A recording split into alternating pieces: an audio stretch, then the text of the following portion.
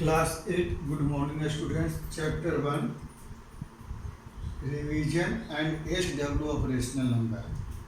देखिए हम आपको ये चैप्टर शॉर्ट वे में कहिए चाहे जैसे कहिए मैंने उसको पढ़ा दिया है और हम कंप्लीट एक्सरसाइज को होमवर्क दिया था, लेकिन अब मैं एक्सरसाइज वाइज हर क्वेश्चंस को एक एक रूप में हम बताते हैं और उससे रिलेटेड चार क्वेश्चन हम दे रहे हैं।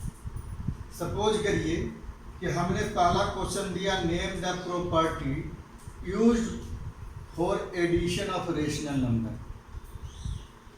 उस मैंने जो आपके चार क्वेश्चन दिया हुआ है इसमें आपको ये बताना है उसके आगे कि इसमें कौन सी प्रॉपर्टी अप्लाई किया गया है।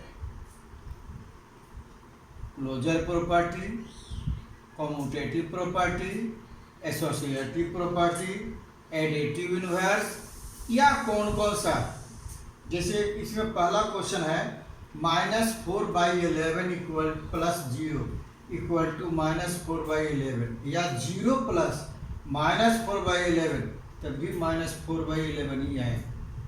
यानी 0 में किसी डिजिट में 0 जोड़िए तो आएगा। जैसे 2 में 0 जोड़ दिया तो 2 आएगा, 0 में 2 जोड़ दिया तो 2 आएगा।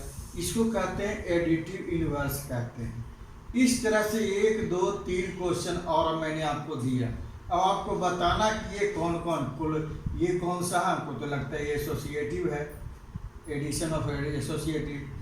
ये कौन सा प्रॉपर्टी है, क्लोजर प्रॉपर्टी है। ये कौन सा प्रॉपर्टी है, तो अभी आपने ऊपर में पढ़ा है जिसको मल्टीप्लिकेटिव इनवर्स कह सकते हैं, या इसको कह सकते हैं एडिटिव इनवर्स भी कह सकते हैं।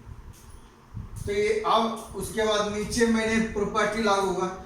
क्वेश्चन नंबर 2 में मैंने आपको एडिटिव इनवर्स कैसे बनाएंगे, जैसे -7/11 है, -11।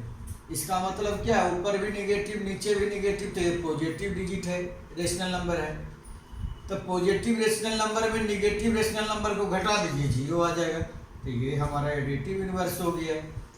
अब तीसरी क्वेश्चन दिया, find the value of the rational number x to make the statement. मैंने x दिया हुआ है, x की ऐसी वैल्यू निकाल दीजिए, या x की ऐसी वैल्यू लीजिए कि आपका जो स्टेटमेंट। जैसे देखिए अभी पहला क्वेश्चन हम बताए नहीं, लेकिन आपको बताते हैं। देखिए ये वैल्यू जो आपको यहाँ पर दिया हुआ है, ये भी माइनस में है, निगेटिव है, ये भी निगेटिव है। अब रह गया ये पॉजिटिव आपका, तो ये वैल्यूज को यहाँ डाल दीजिए। यानी आपका x की वैल्यू क्या आएगा, 7/8 आ गया। तो x की वैल्यू अगर ये डाल देते हैं तो आपका स्टेटमेंट क्या हो जाएगा, ट्रू हो जाएगा। तो स्टेटमेंट ट्रू करने के लिए आपको x की वैल्यू, जैसे अभी सपोज करिए, देखिए -3/4 है, तो यहाँ -3/4, तो यहाँ बचा हुआ क्या है, तो -7/8, यहाँ -7/8 कर दीजिए। इसी तरह से नीचे देखिए 4/7 प्लस 9/11, 4/7 और 9/11 और 3/8 है। ये है 3/8। देखिए ध्यान रखिए 3/8 है, तो बच गया कौन, ये वाली यहाँ है, ये वाली यहाँ, तो ये बच गया, तो इसको यहाँ डाल दीजिए। तो इस तरह से x की वैल्यू निकल जाएगा। अब आइए verify the closure property. Closure property क्या पढ़ा है कि जो जैसे क्लोजर प्रॉपर्टी का रूल क्या है, a plus b equal to b plus क्या, a के इक्विवेलेंट होता है। अगर a में b को जोड़िए तो b में a के जोड़िए, दोनों की वैल्यू एक आ जाए। तो यही क्लोजर प्रॉपर्टी है, इसे लागू करना है, अप्लाई करनी है रेशनल नंबर में। नेक्स्ट है add by using associative property. ये क्वेश्चन लास्ट में मैंने किया है, दे तो दिया है आपको, 2 दे दिया है, पहला दूसरा दे दिया, तीसरा मैंने करके दिखा दिया। क्या किया, देखिए प्रॉपर्टी क्या लगाया, a प्लस बी ब्रैकेट में b plus c, a plus b bracket से बाहर प्लस सी। a की वैल्यू क्या है, हमने लिया -4/9, v की वैल्यू क्या है 2/3 -5/6।